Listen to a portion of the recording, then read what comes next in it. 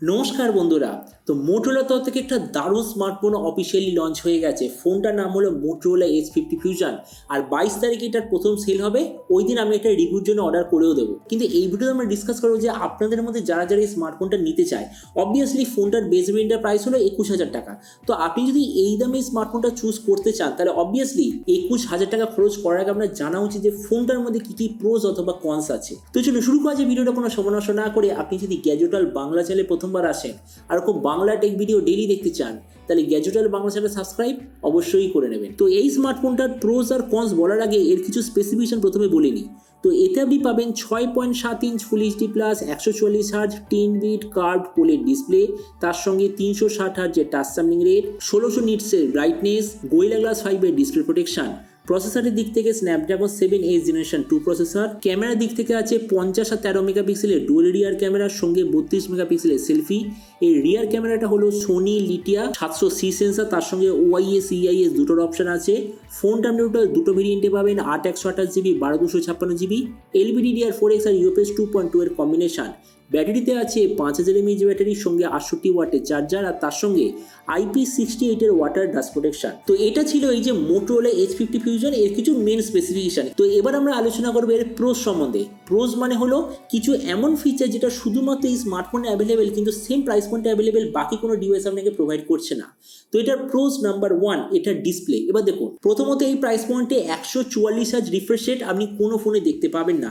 তাছাড়া এর যে কার্ভ ডিসপ্লে প্রাইস পয়েন্ট হিসেবে সত্যিই খুব ভালো। আবার 10 বিট প্যানেল আপনি দেখতে পান। তো ওই জন্য আমি বলবো, আপনি যদি কার্ভ ডিসপ্লের ক্যাটাগরিতে সবচেয়ে বেস্ট ডিসপ্লে নিতে চান, তাহলে এর চেয়ে বেটার অন্য কোনো ডিসপ্লে হতে পারে না। মানছি যে পোকো X6 5G যেটা 21,000 অ্যাভেলেবেল, তাতে আপনি পাবেন 1.5K ডিসপ্লে, কিন্তু তাতে আপনি 144 হার্জ রিফ্রেশ রেট পাবেন না, অথবা তার সঙ্গে কার্ভ ডিসপ্লেও দেখতে পাবেন না। তো ওই জন্য আমার মতে মনে হয় এই ডিসপ্লেটা সবচেয়ে বড় সেলিং পয়েন্ট। এর সেলিং পয়েন্ট নাম্বার 2 যেটা হলো এর ক্যামেরা। এবার দেখুন এতে কি আছে, 50 আর 13 rear camera, 32 selfie. On paper তো স্পেসিফিকেশন খুবই ভালো, কিন্তু স্পেসিফিকেশন দিক থেকে আমাদের দেখা উচিত এই যে সেন্সার সেইটা। এতে আপনি পাবেন সোনি লিটিয়া 700C সেন্সার।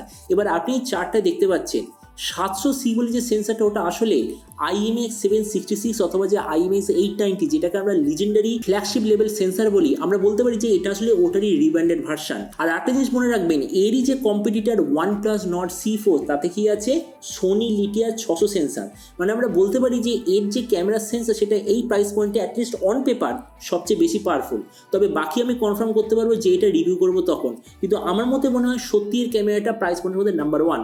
আর আর্টিস্ট তো আমি ভুলেই যাচ্ছি, এর যে ভিডিওগ্রাফি, মানে এটা যতদূর মনে হচ্ছে প্রাইস পয়েন্টের প্রথম স্মার্টফোন যাতে আপনি 4K 30fps এর রিয়ার ফ্রন্ট দুই জায়গায় আপনি ভিডিওগ্রাফি করতে পারবেন। মানে দেখুন, রিয়ার ক্যামেরাতে 4K 30fps অনেকে দেয়, কিন্তু ফ্রন্ট ক্যামেরাতে 4K 30fps খুবই রেয়ার জিনিস। তো ওই জন্য আমরা বলবো ক্যামেরা এটা দ্বিতীয় সবচেয়ে বড় সেলিং পয়েন্ট অথবা প্রোজ। তো এর প্রোজ নাম্বার 3, এর যে IP রেটিং IP68, তার মানে কি ফোনটা আপনি ইচ্ছে করলে পুরোপুরি জলের মধ্যে ছেড়ে দিতে পারেন, আধ ঘন্টা রাখতেও পারেন, আপনার ফোনে কোনো ধরনের কোনো প্রবলেম হবে না। এটাকেই বলে IP68। আর এই রেটিং আপাতত এই প্রাইস পয়েন্টে মোটোরোলা ছাড়া কোনো ব্র্যান্ড আপনাকে প্রোভাইড করবে না। তাছাড়া OS আপডেট সাইকেল। এবার দেখুন, মোটোরোলা স্মার্টফোনে আমরা জেনারেলি কি বলি, সমস্যা কি, সফটওয়্যার আপডেট এটা দেয় না বা OS আপডেট সাইকেল খুব স্লো। কিন্তু এতে আপনি পাবেন 3 বছরের মেজর OS আপডেট, 4 বছরের সিকিউরিটি আপডেট, যেটা এই প্রাইস পয়েন্টে খুব বেশি ব্র্যান্ড আজকের দিনে আপনাকে দিচ্ছে না। তার মানে আমরা বলতে পারি যে OS আপডেট সাইকেল এটা চতুর্থ সবচেয়ে বড় সেলিং পয়েন্ট অথবা প্রোজ। কিন্তু যেমন আমি আপনাকে সবসময় বলি, একটা স্মার্টফোনের মধ্যে কখনোই সবকিছু প্রোজ অথবা পজিটিভ জিনিস হতে পারে না, কিছু নেগেটিভ জিনিস থাকবেই। তো এর নেগেটিভ বা কনস নাম্বার 1 এর হলো প্রসেসর। এবার দেখুন সেম প্রাইস পয়েন্টের কম্পিটিশন কি দিচ্ছে, স্ন্যাপড্রাগন 7 জেনারেশন 3, যেটার AnTuTu স্কোর 8 লাখের আশেপাশে।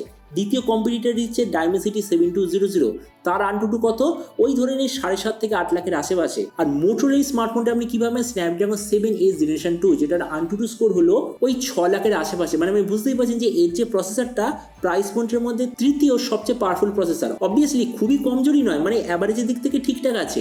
তবে আমি এক্সপেক্ট করছিলাম যদি Dimensity 7200 হতো, আমার মধ্যে মনে হয় একটু বেশি পাওয়ারফুল হতো বা একটু বেশি ভালো হতো। আর এর কনস নাম্বার 2, এই প্রাইস পয়েন্টে আপনি যে কোনো ফোনে যখনই দেখবেন আপনি কি পাবেন, UFS 3.1 প্রায় সবকটা ফোনই কম্পালসারি আছে। কিন্তু এই স্মার্টফোনটা আপনি পাবেন LPDDR4X আর UFS 2.2 এর কম্বিনেশন, যেটা আমার মতে মনে হয় UFS 3.1 হলে খুবই ভালো হতো। এবার একটা জিনিস দেখুন, UFS 3.1 মানে হচ্ছে স্টোরেজ টাইপ, কেউ ব্যবহার করে UFS 2.2, কেউ ব্যবহার করে UFS 3.1। এবার 3.1 এর মধ্যে স্পিডের ভেরিয়েশন আছে। এরকম কিছু ব্র্যান্ড আছে যারা হয়তো 3.1 ইউজ করছে কিন্তু ওর যে কোয়ালিটি অত ভালো নয়, যার ফলে ওর যে রিড আর রাইটের স্পিডটা UFS 2.2 এর মতো। কিন্তু এটা আমি আপনাকে গ্যারান্টি দিতে পারি, মানে আমি একটা টেস্টে দেখেছি এই ফোনের মধ্যে যে UFS 2.2 এটা যে রিড রাইট স্পিড অথবা যে পারফরমেন্স স্কোর সেটা এক্স্যাক্টলি UFS 3.1 এর মতো।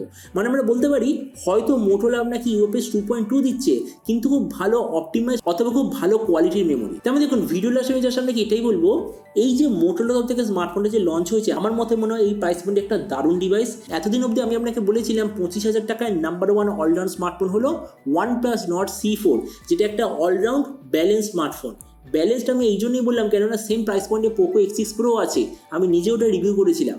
ওটা হলো সবচেয়ে আলটিমেট গেমিং স্মার্টফোন। কিন্তু আমাদের যদি 25,000 টাকায় অলরাউন্ডার ব্যালেন্স স্মার্টফোন দরকার, তাহলে এই লিস্টে একমাত্র চয়েস ছিল Nord C4। কিন্তু এখন সেখানে একটা দ্বিতীয় চয়েস এসে গেছে, Motorola Edge 50 Fusion, যেটা OnePlus Nord-এর থেকে নিচেও নয় ওপরও নয়, এক্স্যাক্টলি সেম প্রাইস পয়েন্টে আছে। মানে ধরে নিন যাদের কার্ভ ডিসপ্লে, দারুণ ডিজাইন, দারুণ কোয়ালিটির ক্যামেরা, এইসব স্পেসিফিকেশন দরকার, অথবা 25,000 টাকায় সবচেয়ে ম্যাক্সিমাম র্যাম আর স্টোরেজের কম্বিনেশন দরকার, তো তাদের জন্য মোটো হবে বেটার। কিন্তু যাদের জন্য সবচেয়ে বেস্ট ব্র্যান্ড ভ্যালু বা সার্ভিস সেন্টার বা ওএস আপডেট সাইকেল, মানে ফাস্টার OS update cycle, ফাস্টার charging system, ফাস্টার battery system, এইসব যদি দরকার থাকে তাদের জন্য OnePlus হবে বেটার। তো এবার আপনি যখন অবশ্যই জানবেন যে এই যে স্মার্টফোনটা সেল যে 22 তারিখে হতে চলেছে, তো আপনি কি এই দামে এটা নিতে চান নাকি অন্য কোনো ডিভাইস আপনি চুজ করতে চান?